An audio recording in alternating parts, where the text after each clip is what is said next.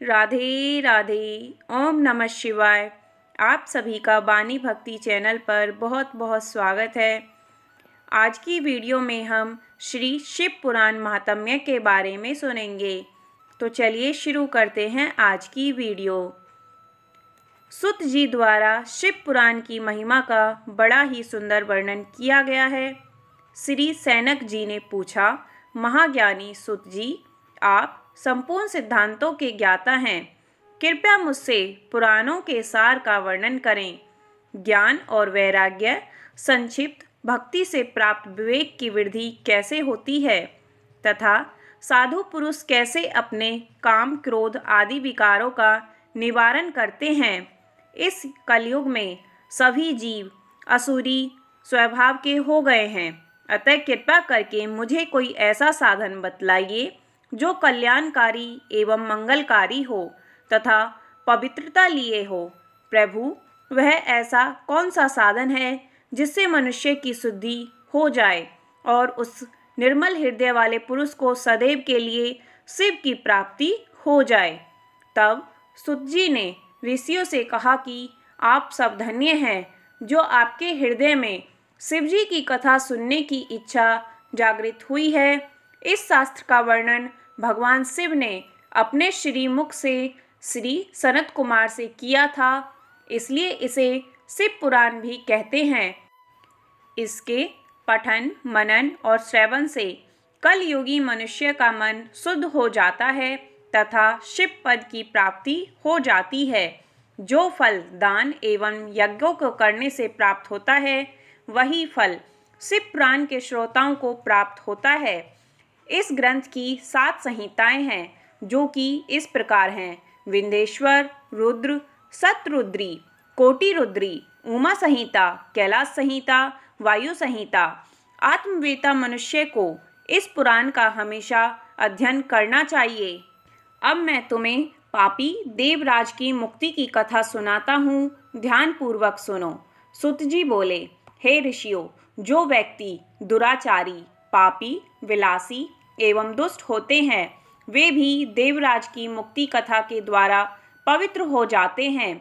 लालची, मिथ्याभासी, माता पिता को दुख देने वाले दंभी, पाखंडी, क्रूर आत्मा, द्वेषी, पतित, हिंसक और निर्दयी पुरुष भी कलयुग में इसके द्वारा पवित्र हो जाएंगे। इस प्रसंग में मैं आपको एक प्राचीन इतिहास सुनाता हूँ, जिसके सुनने से सभी पापों का नाश हो जाता है। किरात नगर में एक ब्राह्मण रहता था, जो बहुत दुराचारी और दरिद्र था। वह धर्म और वेदों से विमुख था। वह इतना गिरा हुआ था कि वह स्नान तक नहीं करता था। उसने अधर्म से बहुत सा धन एकत्र कर लिया था। वह एक बार एक तालाब पर नहाने के लिए गया। उसी समय वहाँ एक वेश्या भी आई, जिसका नाम शोभावती था। वह उस वेश्या को देखकर उसकी ओर आकर्षित हुआ। वह वेश्या भी उसे देखकर परम प्रसन्न हुई। वे दोनों चिरकाल तक विहार करते रहे। ब्राह्मण के माता पिता ने बार बार उसे समझाया, परंतु उसने अपने माता पिता की बातों पर ध्यान नहीं दिया। उस अधम ब्राह्मण ने एक दिन ईर्ष्यावश रात्रि में अपने माता पिता व पत्नी का वध कर दिया और उनकी समस्त संपत्ति वेश्या को दे दी। देवयोग से एक दिन वह प्रतिष्ठापुर में आया। उसने वहाँ एक शिव मंदिर देखा, जिसमें अनेक साधु महात्मा एकत्र हुए थे। वह ब्राह्मण अचानक वहाँ बीमार हो गया। बीमारी की अवस्था में उसने एक ब्राह्मण के मुख से शिवजी की परम पवित्र कथा सुनी। देवराज नामक वह ब्राह्मण 1 मास के बाद मर गया। यमदूत उसे यमपुरी ले गए। उसी क्षण शिवलोक से शिवजी के दूत रुद्राक्ष धारण किए त्रिशूल लेकर यमलोक में पहुंच गए। उन्होंने देवराज ब्राह्मण को यमदूतों से छुड़ाकर विमान पर सवार होकर कैलाश को चल दिए। यमपुरी में कोलाहल मच गया। शोर को सुनकर यमराज स्वयं पधारे और शिवजी के 4 दूतों को देखकर उनकी पूजा की। धर्मराज अपने ज्ञान चक्षु द्वारा सब कुछ जान गए थे। शिवजी के दूतों ने ब्राह्मण को ले जाकर दया के सागर शिवजी के सम्मुख उपस्थित किया। हे मुनिवरों, शिवजी की यह कथा परम पवित्र है, जिसके श्रवण मात्र से महापापी ब्राह्मण देवराज की भी मुक्ति हो गई। इस प्रकार शिव पुराण की कथा को विधि पूर्वक सुनने से अमर फल की प्राप्ति होती है। अब मैं आपको एक और कथा का वर्णन करता हूँ। चंचला की कथा। वास्ककल नाम का एक गांव था, जो समुद्र तट के पास स्थित था।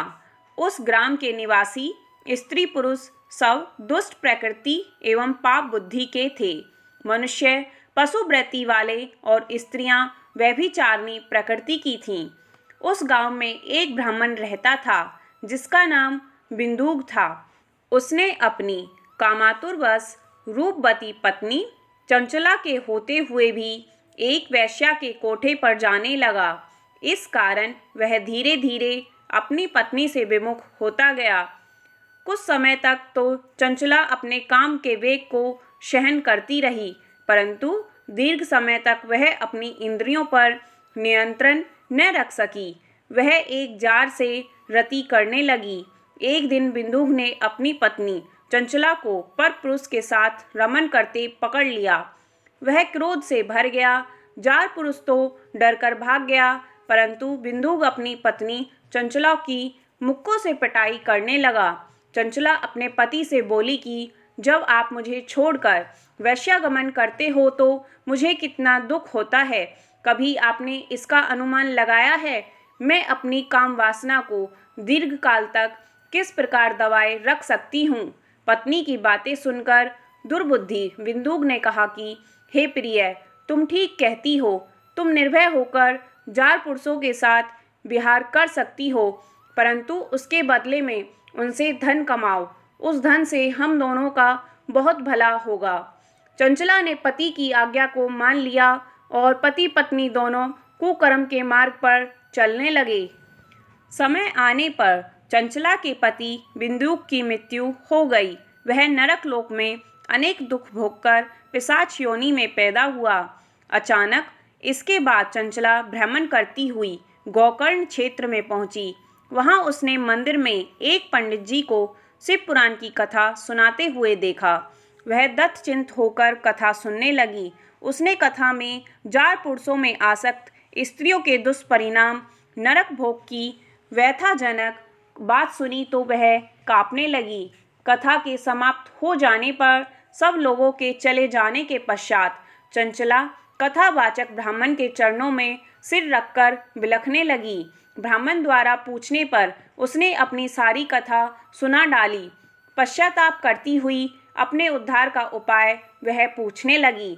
तब ब्राह्मण ने कहा कि जिस शिव पुराण की कथा को सुनकर तुम्हारे हृदय में विवेक पैदा हुआ है, उसी पुराण को प्रतिदिन सुनने से तुम्हारा उद्धार हो सकता है। जिस तरह निर्मल दर्पण में सही प्रतिबिंब दिखाई देता है, उसी तरह शिव पुराण के सुनने से चित्त में अंबिका सहित भगवान शिव का साक्षात्कार हो जाता है। शिवजी की कथा सुनने और मनन करने से चित्त की शुद्धि तथा गणेश और कार्तिकेय सहित शिवजी की भक्ति प्राप्त होती है। शिवजी का भक्त उनकी कृपा से देव दुर्लभ मुक्ति पा सकता है। इसलिए हे चंचला, तुम्हारे कल्याण का एकमात्र उपाय शिव पुराण का श्रवण करना ही है। तब उस ब्राह्मण की बात सुनकर चंचला उनसे ही शिव कथा को सुनाने का अनुरोध करने लगी।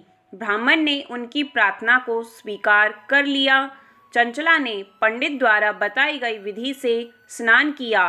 जटा वल्कल्प वस्त्र धारण करके, शरीर पर भस्म लगाकर, रुद्राक्ष की माला धारण करके एवं जितेंद्रिय होकर शिव पुराण की कथा को सुनने लगी। इस प्रकार शिवजी के ध्यान में मगन रहकर चंचला ने समय आने पर शरीर का त्याग किया और शिवलोक में पहुंचकर उमा सहित भगवान शंकर के साक्षात दर्शन किए। उसकी श्रद्धा और भक्ति को देखकर पार्वती जी ने उसे सदैव के लिए अपना सामीप्य प्रदान किया। अब सौनक जी ने सूत जी से प्रार्थना की कि चंचला का आगे का वृत्तांत बताने की कृपा करें। तब सूत जी ने कहा कि हे मुनि श्रेष्ठ, चंचला ने अपनी निश्चल भक्ति द्वारा भगवती पार्वती का सानिध्य प्राप्त कर लिया। एक दिन चंचला ने भगवती पार्वती से अपने पति के संबंध में जिज्ञासा प्रकट की तो भगवती पार्वती ने उसे बताया कि बिंदु नरक की अनेक यातनाएं भोगने के बाद इस समय पिशाच योनि में कष्टप्रद जीवन व्यतीत कर रहा है। यह बात सुनकर चंचला उद्विग्न हो उठी। वह भगवती पार्वती से अनुनय विनय करके उनसे अपने पति के उद्धार की याचना करने लगी। इस पर भगवती पार्वती ने तुम्बरूक गंधर्व को बुलाकर उसे विंध्याचल पर्वत पर जाकर वहां पिशाच योनि में पड़े बिंदु को शिव पुराण सुनाकर इससे उसका उद्धार करने का आदेश दिया। माता पार्वती की आज्ञा को शिरोधार्य कर तुम्बरूक विंध्याचल पर्वत पर पहुंचा और बिंदु को बलपूर्वक बिठाकर शिव पुराण की कथा सुनाने लगा। शिव कथा को सुनने के लिए वहां पर देवता भी एकत्र हो गए। तुम्बरू से शिव कथा सुनकर बिंदु निष्पाप होकर पिशाच योनि से मुक्त हो गया। बिंदु अब प्रतिदिन शिवजी का गुणगान करने लगा। भगवान शंकर ने उसकी अचल भक्ति देखकर उसे अपना गण बना लिया। बोलिए ओम नमः शिवाय, भगवान शिव की जय।